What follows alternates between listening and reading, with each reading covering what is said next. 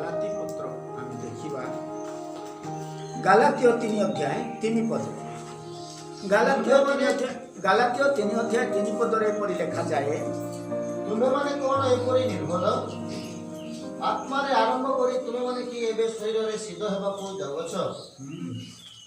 इठी लिखा अछि हे निर्बोध माने निर्बोध बोले का कुआ जाए जाको बुद्धि नहीं आज जो पिला स्कूल को जाऊँ पाठ पढ़ा ताकू जब बुझू ना पाठ आसू ना जिते शिखाली शिखी पारू ना तार टीचर ताकू कौन कहती गधटा कौन कहे गधटा ए बाइबल रो भाषा रे लिखा अछि हे निर्बोध क्या तुम ऐसे निर्बुद्धि हो कि आत्मिक रीति से आरंभ करके अब शरीर की रीति पर अंत करोगे। तुम्भमानकर विश्वास ख्रीष्टीय जीवन ख्रीष्टियान आचरण ख्रीष्टियान विचार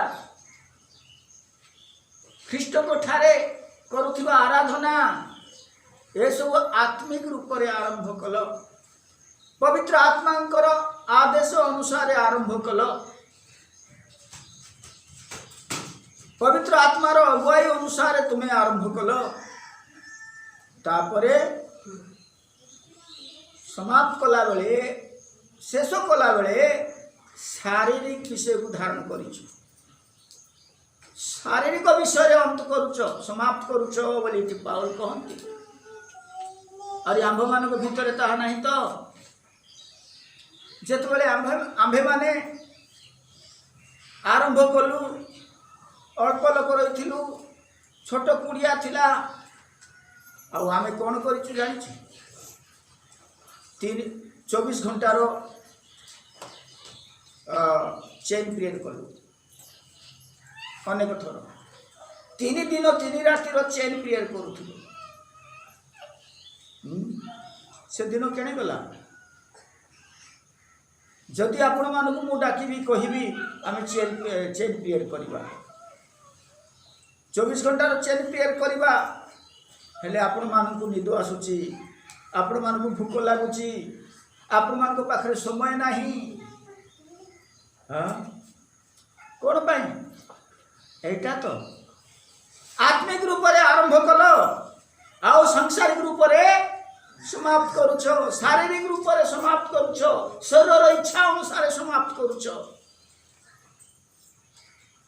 और यह जे ईश्वर को निमंते ईश्वर को दृष्टि गोटे आत्मिक जीवन काटवा व्यक्तिर कर्तव्य नुह एमती करवा उचित मध्य नुह आम्भे माने जेतेबेले आत्मिक रूप से आरंभ करिछु ताहेले आत्मिक रूप से बड़ी बड़ी बड़ी बड़ी जीवा कथा आत्मिक रूप से आओ आत्मिक जीवन रे बढ़िबा कथा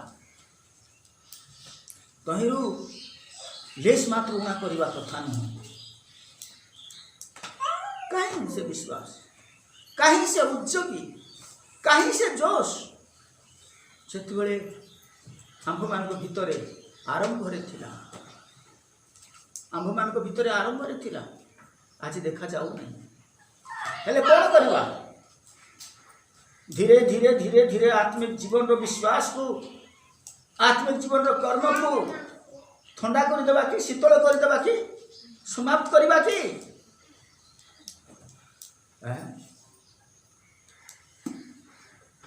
तेबे आम ये देखुचु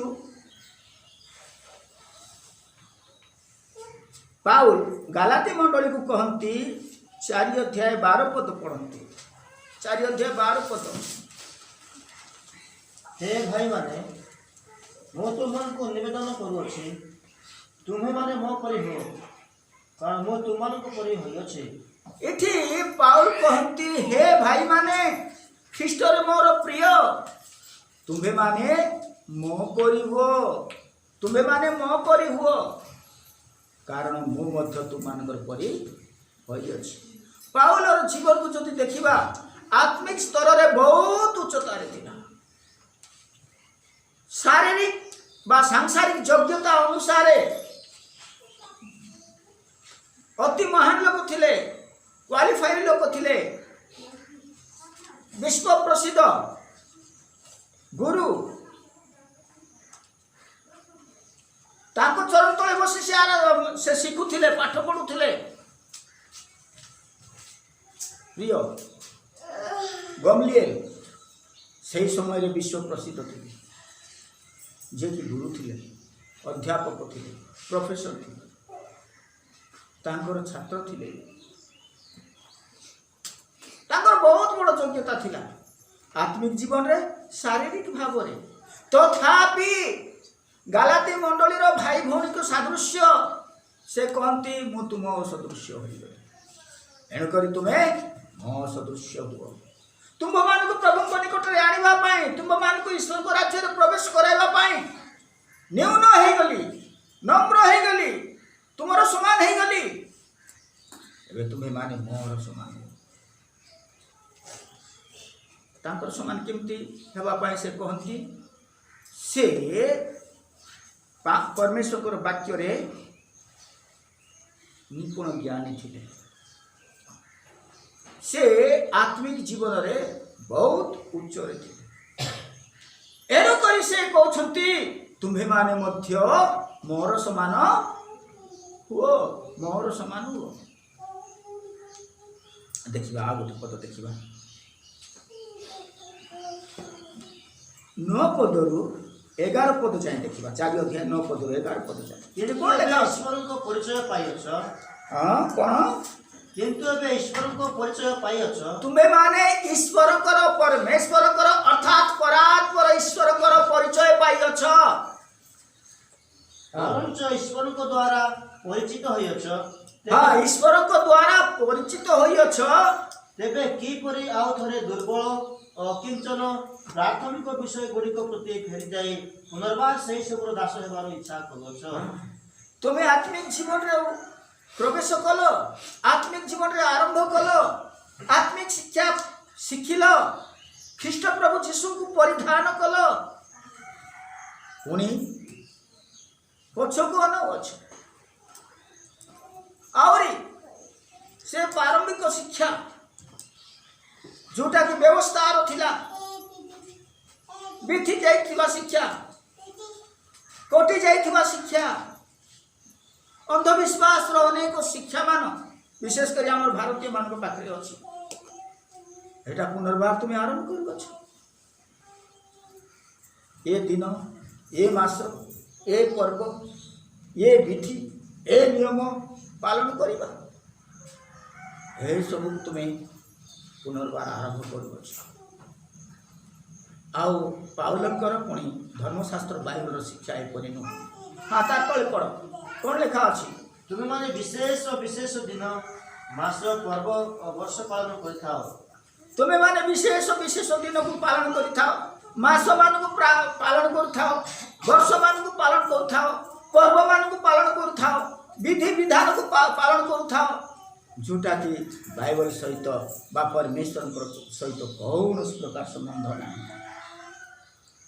हाँ तुम मान को निमंते मु जो परिश्रम करियछि काले ता व्यर्थ हुए, तुम मान को संबंध मोर ए भय होछि।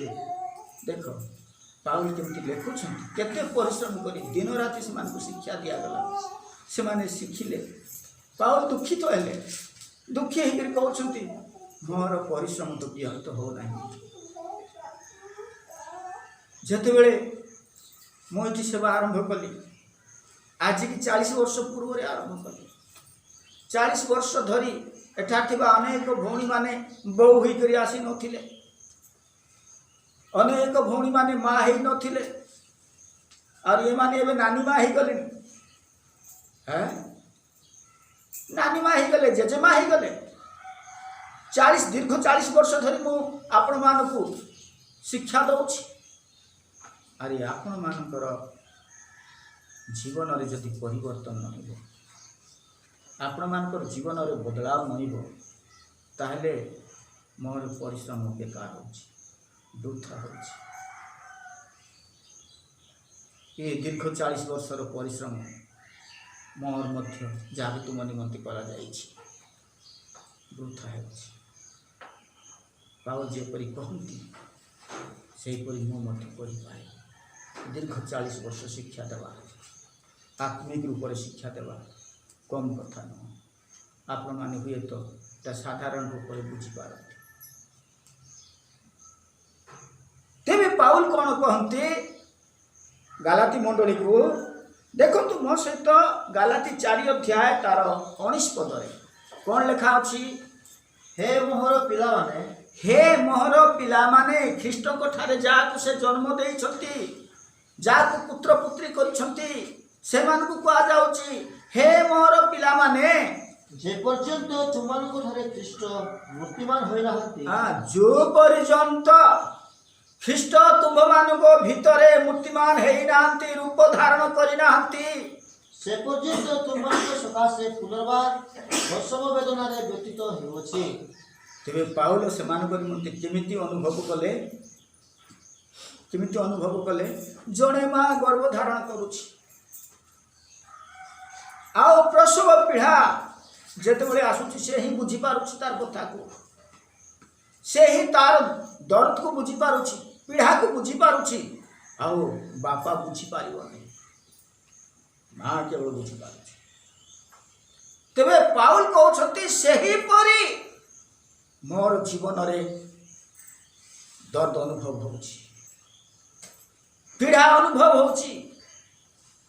ଗାଲାତି ମଣ୍ଡଳୀର ଲୋକମାନଙ୍କର ଜୀବନକୁ ଦେଖିଲେ ପାଉଲ ଆତ୍ମିକ ଭାବରେ ଆରମ୍ଭ କଲେ। ସମାପ୍ତି ଦିନ ଆସୁଛି, ସେମାନଙ୍କର ଜୀବନର ସମାପ୍ତି ଦିନ ଆସିଲା ବେଳକୁ ସେମାନେ ସାଂସାରିକ ହେଇଯାଇଛନ୍ତି।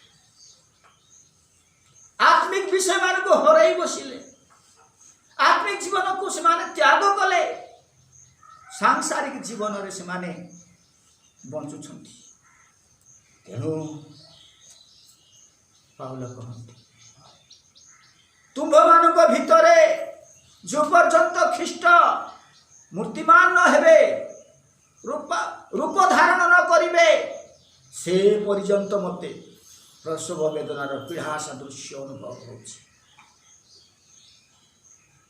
ଜଣେ ମା ଗର୍ଭ ଧାରଣ କଲା, ତାର ପେଟରେ ଯେଉଁ ସନ୍ତାନ ରହୁଛି, ଧୀରେ ଧୀରେ ଅର୍ଥାତ୍ କ୍ରମେ କ୍ରମେ ବଢ଼ୁଛି ସେ ଶିଶୁ। ହାତ ହେଉଛି, ଗୋଡ଼ ହେଉଛି, ପେଟ ହେଉଛି, ଆଖି ହେଉଛି, ମୁଣ୍ଡ ହେଉଛି ଭିତରେ, ଆଉ ଛୋଟ ଛୋଟ ଆଖି ବି ହେଉଛି, ଛୋଟ ଛୋଟ ନଖ ଗୁଡ଼ାକ ହେଉଛି। ଯେପରି ମନୁଷ୍ୟ ସେହିପରି ପେଟ ଭିତରେ ହିଁ ମଣିଷ ରୂପ ଧାରଣ କରୁଛି। ତାର ମାର ରୂପ ହେଇଥାଇପାରେ, ତାର ବାପା ରୂପ ହେଇଥାଇପାରେ, ସମାନ ସେମିତି ରୂପ ଧାରଣ କରୁଛି ପେଟ ଭିତରେ। ତାପରେ ଭୂମିଷ୍ଠ ହେଉଛି। ଆମ୍ଭମାନଙ୍କର ଖ୍ରୀଷ୍ଟୀୟ ଜୀବନ ମଧ୍ୟ କ୍ରମେ କ୍ରମେ ଖ୍ରୀଷ୍ଟଙ୍କ ସ୍ୱରୂପ ହେବା ଉଚିତ। ଆମ୍ଭମାନଙ୍କର ଜୀବନରେ ଯେ ପ୍ରକାର ଖ୍ରୀଷ୍ଟଙ୍କ ଜୀବନରେ ସ୍ୱଭାବମାନ ଥିଲା, ସେହିପରି ଆମ୍ଭମାନଙ୍କ ଭିତରେ ସ୍ୱଭାବମାନ ହେବା ଉଚିତ। ତେବେ ତ ଆମେମାନେ ଖ୍ରୀଷ୍ଟଙ୍କୁ ପରିଧାନ କରିଅଛୁ। ଯଦି ଖ୍ରୀଷ୍ଟଙ୍କର ସ୍ୱଭାବ ଆମ୍ଭମାନଙ୍କ ଜୀବନରେ ନାହିଁ, ତାହେଲେ ଆମ୍ଭେମାନେ ଖ୍ରୀଷ୍ଟଙ୍କୁ ପରିଧାନ କରିନାହୁଁ। ଯଦି ଆମ୍ଭେମାନେ ଖ୍ରୀଷ୍ଟଙ୍କୁ ପରିଧାନ କରିନାହୁଁ, ତାହେଲେ ଆମ୍ଭେମାନେ ସାଂସାରିକ ଲୋକ। ତେବେ ପ୍ରିୟ, ଆମ୍ଭେମାନେ ଖ୍ରୀଷ୍ଟଙ୍କ ନିମନ୍ତେ ଆମ୍ଭମାନଙ୍କର ଜୀବନକୁ ଗଢ଼ିବା। ଖ୍ରୀଷ୍ଟଙ୍କ ଠାରେ ଯେଉଁ ଯେଉଁ ପ୍ରକାର ସ୍ୱଭାବ ଥିଲା, ଗୁଣ ଥିଲା, ସେ ସବୁକୁ ଧାରଣ କରିବା। ତେବେ ମା ଗର୍ଭରେ ଯେପରି ପିଲାର ପରିବର୍ତ୍ତନ ହୋଇଥାଏ, ସେହିପରି ଆମ୍ଭମାନଙ୍କର ଜୀବନ ମଧ୍ୟ ପରିବର୍ତ୍ତନ ହେଉଛି, ଏହା ଜାଣିବା। ଯଦି ଏସବୁ ହେଉନାହିଁ, ଖ୍ରୀଷ୍ଟଙ୍କର ଗୁଣ, ଆଚରଣ, ସ୍ୱଭାବ, ତାହେଲେ ଆମେ ଖ୍ରୀଷ୍ଟଙ୍କର ଲୋକ ହୋଇପାରିବା ନାହିଁ। ଆହୁରି ଆମ୍ଭେମାନେ ବାସ୍ତବରେ ଧୋକା ଦେବା ଲୋକ, ଖ୍ରୀଷ୍ଟଙ୍କୁ ଧୋକା ଦେବା ଲୋକ ହୋଇପାରୁ, ବା ଆମ୍ଭେମାନେ ଉପରି ରୂପ ଦେଖାଇବା ଲୋକ ହୋଇପାରୁ। ପ୍ରିୟ, ଆସନ୍ତୁ ଆମ୍ଭେମାନେ ଯେପରି ଆରମ୍ଭରେ, ବିଶ୍ୱାସର ଆରମ୍ଭରେ ଯେପରି ବିଶ୍ୱାସୀ ଥିଲୁ, ସେହିପରି ଆମ୍ଭେମାନେ ବିଶ୍ୱାସୀ ହେବା ବରଞ୍ଚ ସାଂସାରିକ ହେବା ନାହିଁ। କାରଣ ବିଶ୍ୱାସ କରିବା ଦିନ ଅପେକ୍ଷା ଆମ୍ଭମାନଙ୍କର ପରିତ୍ରାଣର ଦିନ ସନ୍ନିକଟ। ପ୍ରଭୁ ଆପଣମାନଙ୍କୁ ଏହି ବାକ୍ୟ ଦ୍ୱାରା ବହୁ ଗୁଣରେ ଆଶୀର୍ବାଦ କରନ୍ତୁ। ଆମେନ୍।